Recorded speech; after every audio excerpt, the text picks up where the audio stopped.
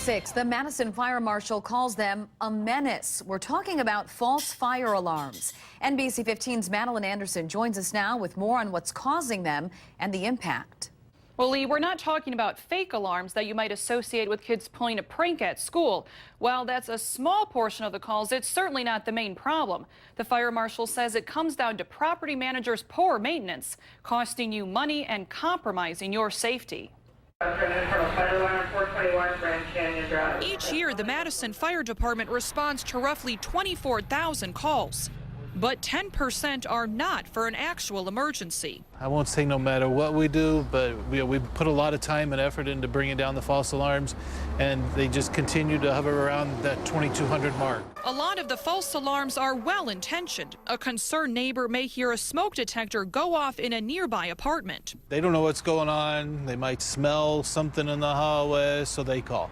And we get there and it's careless cooking, food on the stove, food left unattended. The majority stem from structure flaws, like malfunctions in alarm and sprinkler systems because they aren't being checked enough, or smoke detectors that are located in sensitive rooms, like the kitchen.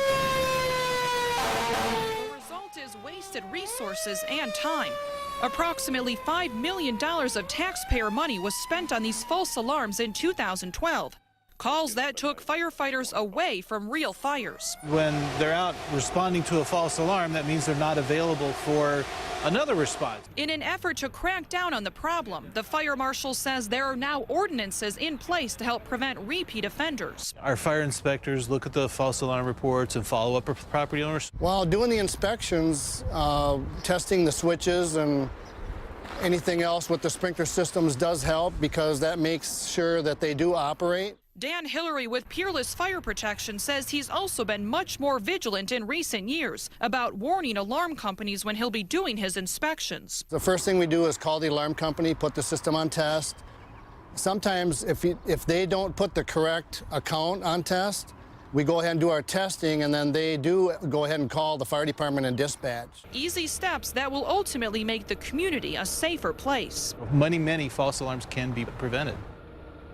Now, you should get your fire alarm and sprinkler system checked at minimum once a year. While a lot of inspectors find that smoke detectors and alarms go off when there isn't an actual fire, they also see a lot that have the opposite problem. They aren't going off at all.